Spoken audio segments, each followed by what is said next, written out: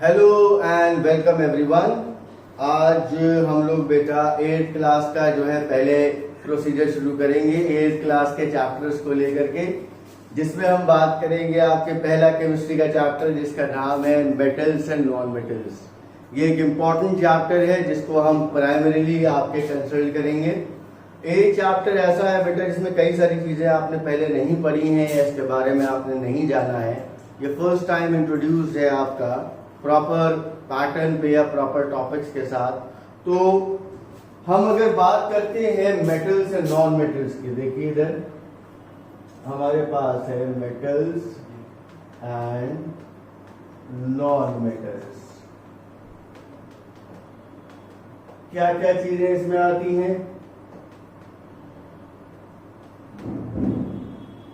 देखिए इस चैप्टर में क्या क्या चीजें हमारे इंक्लूड होती हैं। ये चैप्टर हमारा कंपाइल करता है पहले तो एलिमेंट्स के क्लासिफिकेशन के बारे में, फिर उसके बाद प्रॉपर्टीज के बारे में कि मेटल्स की क्या प्रॉपर्टीज हैं, नॉन मेटल्स की क्या प्रॉपर्टीज हैं, यानी कि फिजिकल एंड केमिकल प्रॉपर्टीज उनकी आ गई।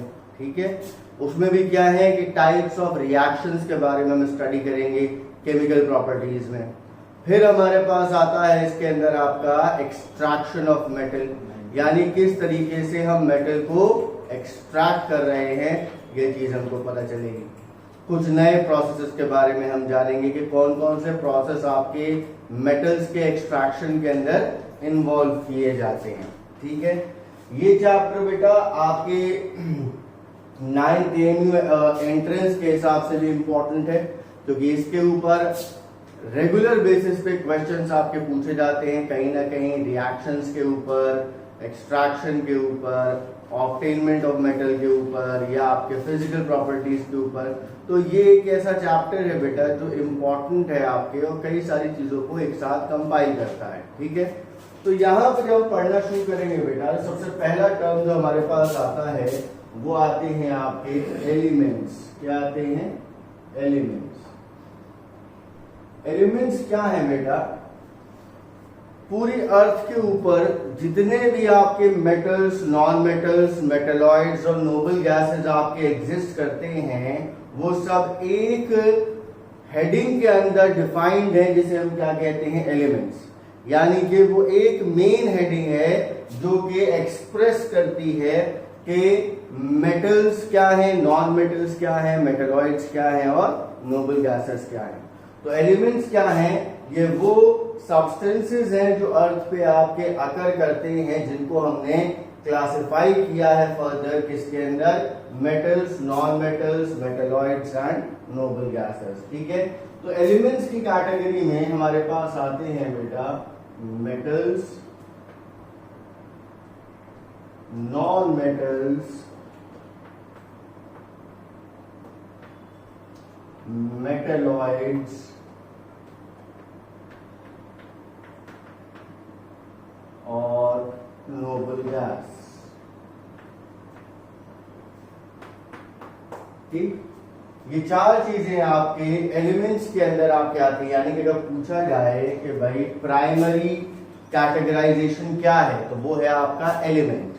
एलिमेंट के अंदर आपके सब डिविजन्स बनते हैं, मेटल्स, नॉन मेटल्स, मेटलॉइड्स और नोबल गैसेस।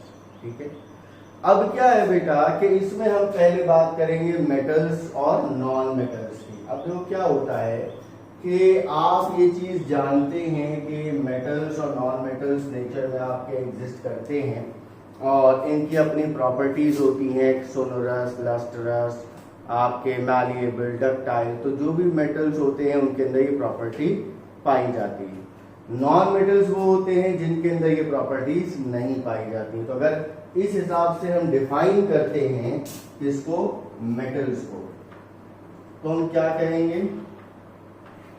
हम ये कहेंगे कि elements that are lustrous, sonorous, malleable, ductile are metals।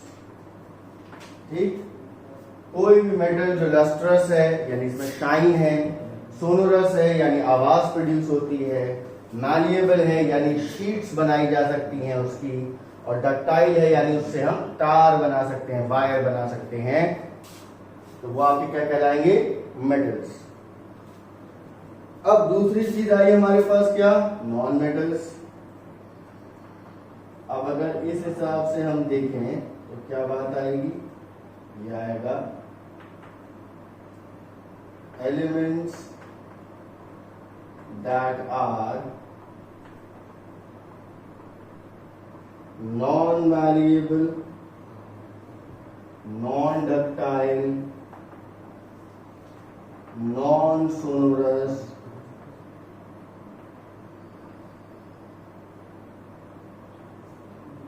are called non-metals। ठीक, जिनके अंदर ये प्रॉपर्टीज आपके मौजूद नहीं हैं वो आपके क्या कहलाते हैं? Non metals. और जिनमें ये प्रॉपर्टीज मौजूद हैं उन्हें हम क्या कहते हैं? मेटल्स।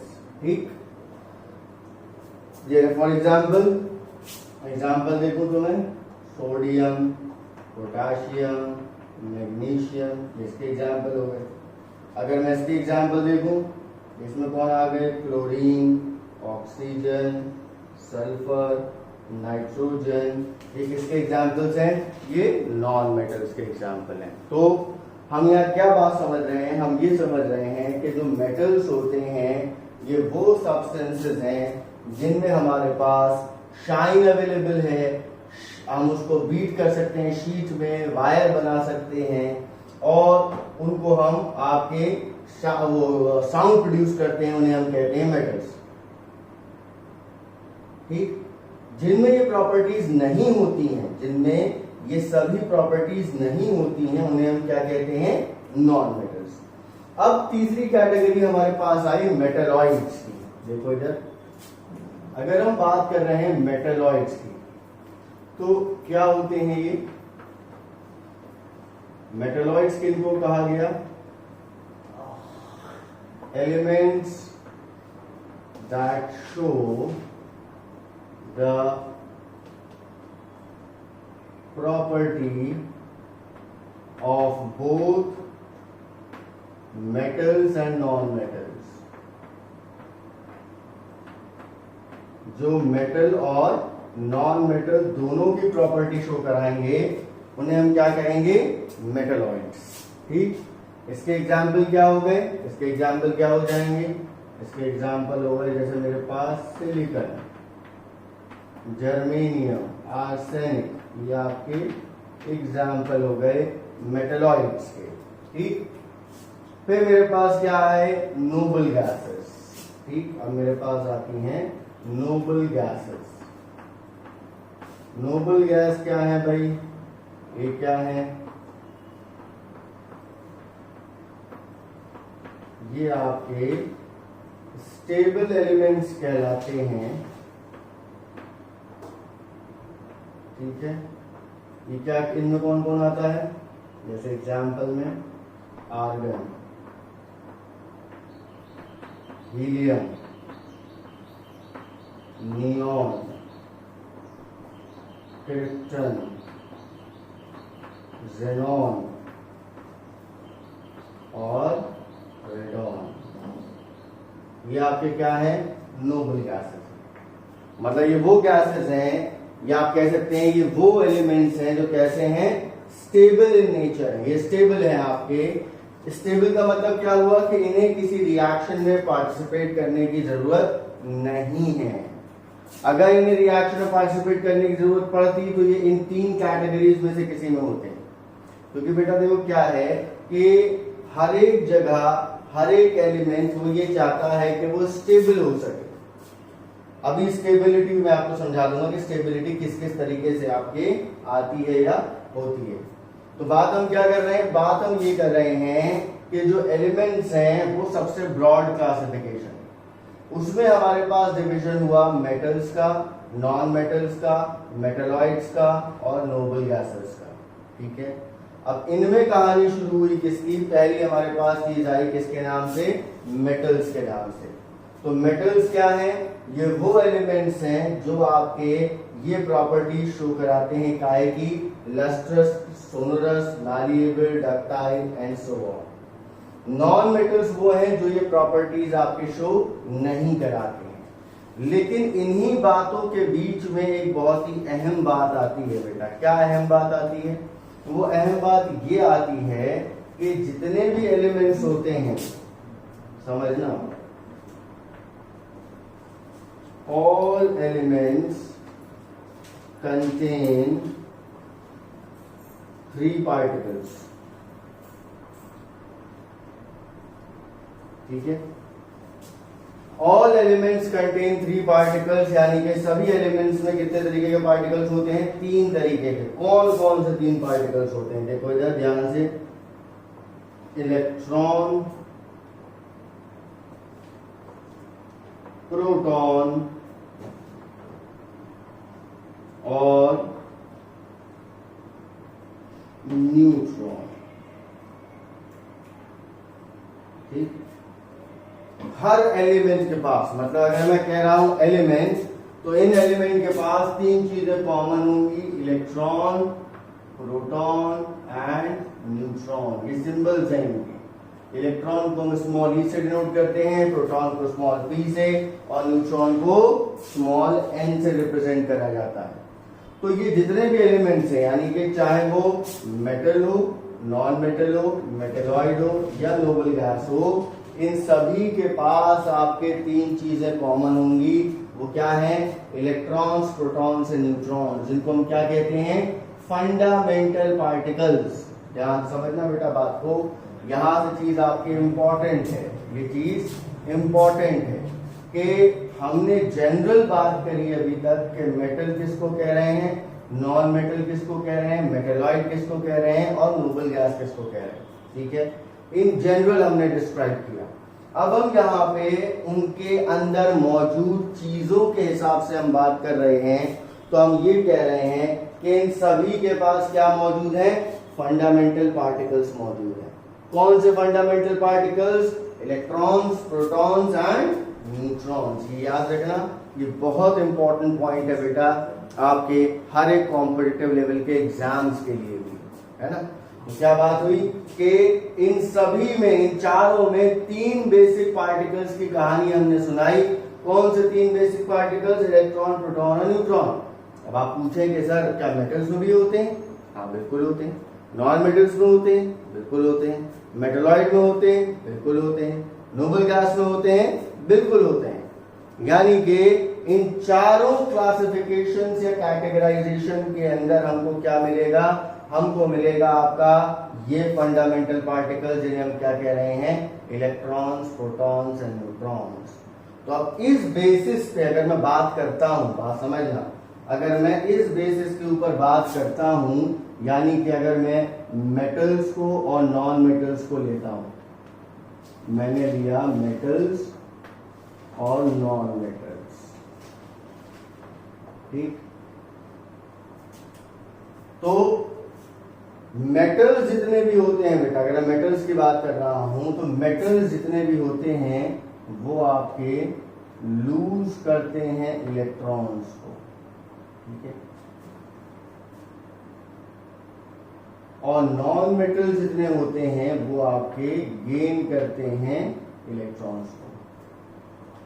यानी मेटल अगर कोई भी है, यानी आप सोडियम कह रहे हैं, पोटेशियम कह रहे हैं, मैग्नीशियम कह रहे हैं, एल्युमिनियम कह रहे हैं, कोई भी अगर मेटल है तो वो हमेशा लूज करेगा अपने इलेक्ट्रॉन्स को, मतलब उसकी ये टेंडेंसी है। तो आप ये भी कह सकते हैं डेफिनेशन में कि elements that can lose electrons are called as metals, या elements that can gain electrons are also called as non metals. तो यहां पे हम फंडामेंटल पार्टिकल के हिसाब से हम बात कर रहे हैं, यानी कि फंडामेंटल पार्टिकल के हिसाब से चीज को लिया जा रहा है कि कैसे इसमें हम डिफाइन करेंगे। तो जहां कहीं भी डिफाइनिंग की बात आएगी फंडामेंटल पार्टिकल्स को लेकर के बेटा, तो आप देखिए हमने क्या लिख रखा है कि मेटल्स जो है वो लूज कर रहे हैं इलेक्ट्रॉन्स को, है ना, और नॉन मेटल्स जो है वो आपके गेन कर रहे हैं इलेक्ट्रॉन्स को। ई के ऊपर आप नेगेटिव साइन देख रहे हैं ना, ये नेगेटिव साइन का मतलब क्या है, इलेक्ट्रॉन हमेशा नेगेटिवली चार्ज है, ठीक है। इलेक्ट्रॉन हमेशा कैसा है, आपने मैथ्स में पढ़े होंगे, नेगेटिव पॉजिटिव सारी चीजें। तो ये देखिए इलेक्ट्रॉन क्या है, नेगेटिवली चार्ज है, ठीक है, और प्रोटॉन क्या है, पॉजिटिवली चार्ज है, और न्यूट्रॉन क्या है, न्यूट्रल है। तो हम सिंबल के ऊपर उसके जो ये नेगेटिव चार्ज हम लगा रहे हैं, ये नेगेटिव चार्ज क्या रिप्रेजेंट कर रहा है कि इलेक्ट्रॉन जो है वो क्या है, वो नेगेटिवली चार्ज पार्टिकल है। कैसा है, नेगेटिव चार्ज है। मतलब अगर हम चार्जेस को लेकर के बात करें कि भाई किस एलिमेंट पे कौन सा चार्ज आ रहा है ना, तो चार्ज आने का मतलब ये है कि उसके अंदर कोई चेंज आ रहा है। चेंज का मतलब क्या हुआ कि जब एक एलिमेंट ने अपने इलेक्ट्रॉन को लूज किया तो उसको ये दिखाने के लिए कि भाई अब दोनों एलिमेंट का सिंबल तो सेम ही है ना, अब जब सेम सिंबल है और मुझे ये दिखाना है कि एक नॉर्मल है और एक ने जो है कहते हैं कि आपके क्या हो गया, इलेक्ट्रॉन का लॉस कर दिया। अब जैसे दो इंसान है, अब दो इंसानों में आपको ये आइडेंटिफाई करना है कौन बीमार है, तो आप उसको देख करके ही तो बता पाओगे उसको कि भाई बुखार है, या वो छींक रहा है, वो खांस रहा है, वो खड़ा नहीं हो पा रहा। तो ये सारी चीजें देख करके कोई भी जनरल आदमी कह सकता है कि वो बीमार है एज कंपेयर टू जो नॉर्मल आदमी उसके साथ आया है। तो सेम वैसे ही अगर मुझे एक नॉर्मल एलिमेंट को दिखाना है और एक उस एलिमेंट को दिखाना है जिसने इलेक्ट्रॉन का लॉस किया है, तो भाई उसकी शक्ल पे तो दिखेगा। तो जिस एलिमेंट के ऊपर इलेक्ट्रॉन का लॉस होता है तो उसके ऊपर हम नेगेटिव का साइन लगा देते हैं, जो कि ये बताता है कि भाई ये नॉर्मल था और इसने इलेक्ट्रॉन को लूज कर दिया, तो अब इसकी शक्ल कैसी हो रही है, ऐसी हो रही है। जैसे वो ऐड आती है ना टीवी में के साथ, पहले इतना वजन था, फिर एक्सरसाइज करने के बाद वजन इतना घट गया, तो एक पहले की फोटो दिखाते हैं और एक बाद की फोटो दिखाते हैं, तो उसमें होता है कि हाँ भाई आप देखिए कैसे फर्क आया। तो सेम ऐसे ही यहाँ पे कहानी है कि जब मुझे ये दिखाना है कि लॉस ऑफ इलेक्ट्रॉन हो रहा है या गेन ऑफ इलेक्ट्रॉन हो रहा है, तो नॉर्मल एलिमेंट के कंपैरिजन में उसमें कुछ चेंज आया नहीं आया। एक मोटा आदमी ने जब एक्सरसाइज करी तो उसके बाद उसका वजन घट गया, ये तुम कैसे बताओगे भाई, फोटो देख के तो बता पाओगे कि हाँ भाई पहले ऐसी शक्ल थी या पहले इतने भारी थे और अब इतने कम भारी हो गए, ठीक। तो सेम ऐसी कहानी यहाँ पे क्या आ रही है कि यहाँ पे हम लूज ऑफ इलेक्ट्रॉन और गेन ऑफ इलेक्ट्रॉन के बारे में बात कर रहे हैं।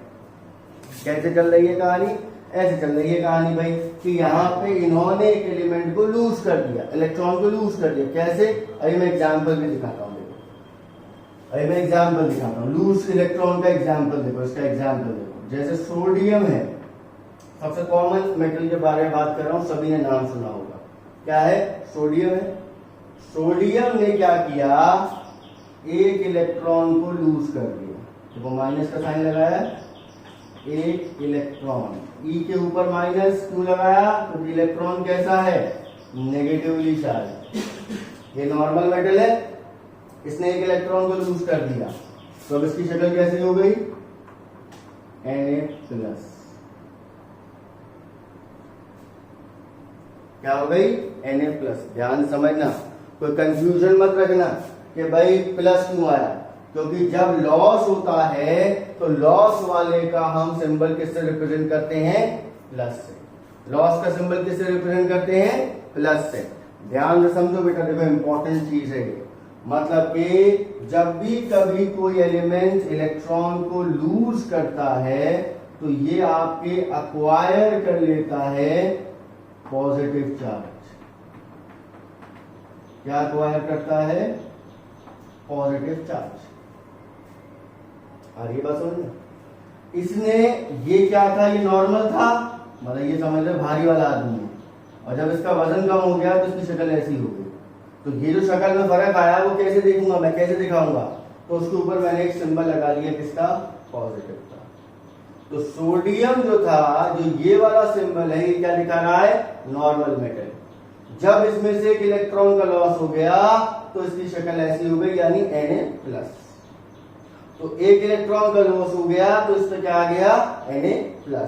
तो ये मैंने लिखा यहाँ पे, क्या लिखा कि जब भी कभी कोई मेटल आपके इलेक्ट्रॉन को लूज करेगा, जब भी कभी एक एलिमेंट इलेक्ट्रॉन को लूज करेगा तो उसके ऊपर कौन सा चार्ज आएगा? पॉजिटिव का चार्ज आएगा। आ रही है बात समझ में? क्या कहा मैंने ये कहा कि हर एक एलिमेंट के पास 3 फंडामेंटल पार्टिकल होंगे, चाहे वो मेटल हो, नॉन मेटल हो, मेटेलॉइड हो या नोबल गैस हो, कोई भी हो। इनमें से कोई भी होगा, उसके अंदर क्या होंगे? आपके 3 फंडामेंटल पार्टिकल पाए जाएंगे, इलेक्ट्रॉन, प्रोटॉन और न्यूट्रॉन। ये तीनों एक साथ पाए जाएंगे। अगर मैं इलेक्ट्रॉन कहूंगा तो इलेक्ट्रॉन के नाम सुनते ही आपके दिमाग में ये चीज आनी चाहिए कि वो क्या है? नेगेटिव पार्टिकल है। अगर मैं प्रोटॉन कह रहा हूं तो आपके दिमाग में ये बात आनी चाहिए कि वो पॉजिटिव पार्टिकल है। अगर मैं न्यूट्रॉन कह रहा हूं तो आपके दिमाग में आना चाहिए कि वो न्यूट्रल है, यानी उस पर कोई भी किसी किस्म का चार्ज मौजूद नहीं है।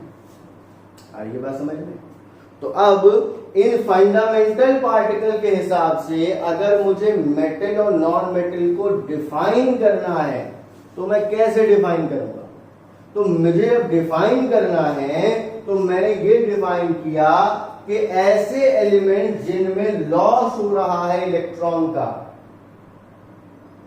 उन्हें मैंने कहा मेटल्स, और ऐसे एलिमेंट जिनमें गेन हो रहा है इलेक्ट्रॉन्स का, मैंने उन्हें क्या कहा? Non metals. ये डेफिनेशंस है बेटा। एक तो आपने ये जानी जनरल डेफिनेशन कि क्या है, वो लस्ट्रस है, सोनोरस है, मैलिएबल है, डक्टाइल है, ये सारी कहानी आपने जानी। दूसरी कहानी क्या आई कि नॉन मेटल्स क्या है? जिनमें ये प्रॉपर्टी शो नहीं हो रही है, वो क्या है? आपके नॉन मेटल्स हैं। लेकिन जब फर्दर साइंटिस्ट ने स्टडी किया तो उन्होंने इस बात को जाना कि भाई हर एक एलिमेंट के अंदर कुछ स्पेशल पार्टिकल्स मौजूद हैं। भाई जब तक हमने ये क्या है, ये आपके फिजिकल प्रॉपर्टीज है, ये हम देख के बाहर से बता सकते हैं कि उस पर शाइन है या नहीं।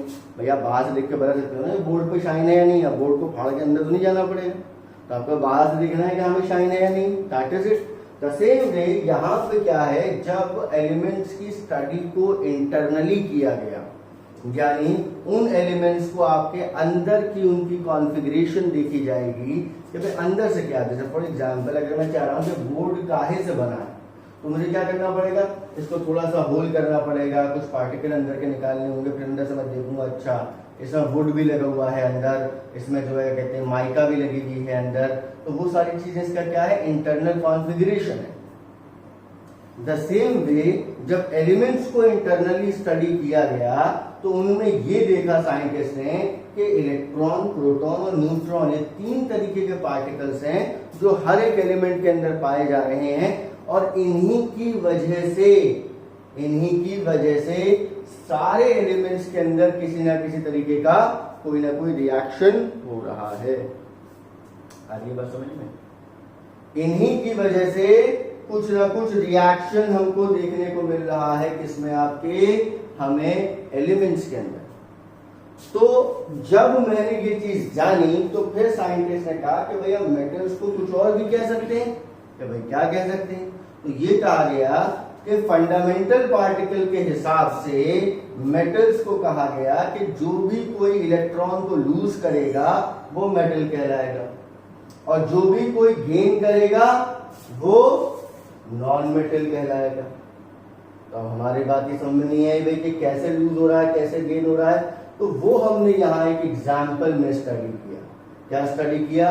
कि सोडियम में जब एक इलेक्ट्रॉन का लॉस हो रहा है तो वो सोडियम जो है उसको हम रिप्रेजेंट कर रहे हैं Na+ से। यानी ये क्या है? ये नॉर्मल वाला सोडियम है, और ये Na+ वाला सोडियम कौन सा है? जिसने इलेक्ट्रॉन को लूज कर दिया। तो क्योंकि इसके अंदर कैपेसिटी है काहे की? लूज करने की, इसीलिए सोडियम को आपने किस में रखा, मेटल में रखा, आपने किस में रखा, मेटल में रखा। तो इसीलिए हमने क्या कहा कि लूज करने के बाद इलेक्ट्रॉन को ये अक्वायर करते हैं कौन सा चार्ज, पॉजिटिव चार्ज। तो ये जो पॉजिटिव चार्ज आ रहा है ये किसकी वजह से आ रहा है, लॉस ऑफ इलेक्ट्रॉन की वजह से आ रहा है। और इसी पॉजिटिव चार्ज की वजह से हम मेटल्स को और क्या नाम दे सकते हैं, हम इसको कह सकते हैं इलेक्ट्रोपॉजिटिव। क्या कह सकते हैं, इलेक्ट्रोवर्ड क्या है, इलेक्ट्रोवर्ड मतलब इलेक्ट्रिसिटी, इलेक्ट्रिसिटी मतलब चार्ज। अभी आप फिजिक्स में पढ़ेंगे chemical effect of electric current के अंदर आपका चार्जेस का फ्लोटेशन या चार्जेस क्या होते हैं उनको आप डिटेल में जानेंगे इलेक्ट्रिसिटी के रिस्पेक्ट में, है इलेक्ट्रिसिटी के रिस्पेक्ट में आप जानेंगे। तो यहाँ पे बात क्या है कि मैंने ये क्यों कहा कि ये इलेक्ट्रो पॉजिटिव है, वो मैंने इसलिए कहा इलेक्ट्रो पॉजिटिव है क्योंकि चार्ज जो है, इलेक्ट्रिकल चार्ज जो है वो कैसा है, इसके ऊपर पॉजिटिव है। जब आप रिमोट लगाते हैं, रिमोट के अंदर जब आप सेल लगाते हैं तो आप उसमें नेगेटिव और पॉजिटिव टर्मिनल देखते हैं ना उसके अंदर, तो वो नेगेटिव पॉजिटिव क्या है, it is the same thing, ये वही चीज है आप। तो क्या बात हो रही है कि इलेक्ट्रो पॉजिटिव क्यों कहा मैंने, क्योंकि इसके ऊपर जो चार्ज है वो कैसा है, वो चार्ज आपका पॉजिटिव है। चार्जेस हमें किसमें देखने को मिलते हैं, इलेक्ट्रिक करंट के अंदर, और वो चार्जेस पॉजिटिव और नेगेटिव होते हैं। इसीलिए इसके ऊपर पॉजिटिव चार्ज होने की वजह से मैंने इसे क्या कह दिया, इलेक्ट्रो पॉजिटिव कह दिया। अभी बात समझ में, क्या कह दिया, इलेक्ट्रो पॉजिटिव कह दिया। अब नॉन मेटल्स को अगर मैं देखता हूं तो नॉन मेटल्स में क्या है बेटा, नॉन मेटल्स में मैंने कहा गेन करता है। सबसे कॉमन नॉन मेटल लेता हूं बेटा मैं क्लोरीन का, किसका, क्लोरीन का। क्लोरीन ने जब एक इलेक्ट्रॉन, देखो यहाँ माइनस का साइन था, यहाँ प्लस का आ गया, माइनस मतलब क्या है लॉस, प्लस मतलब क्या है गेन, तो ये किसमें हो गया, Cl माइनस में आ गया। अबे क्यों आया Cl माइनस में, क्योंकि जो गेन करते हैं उनके ऊपर कौन सा चार्ज आता है, वो अक्वायर करते हैं नेगेटिव चार्ज।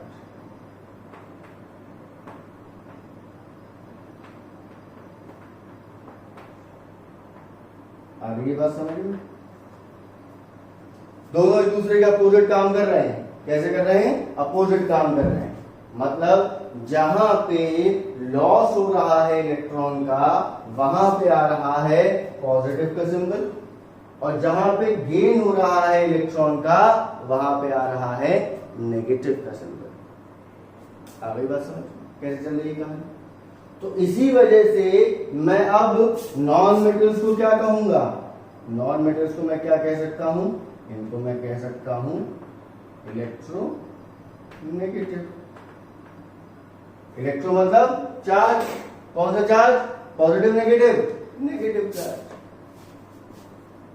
आ रही बात समझ में।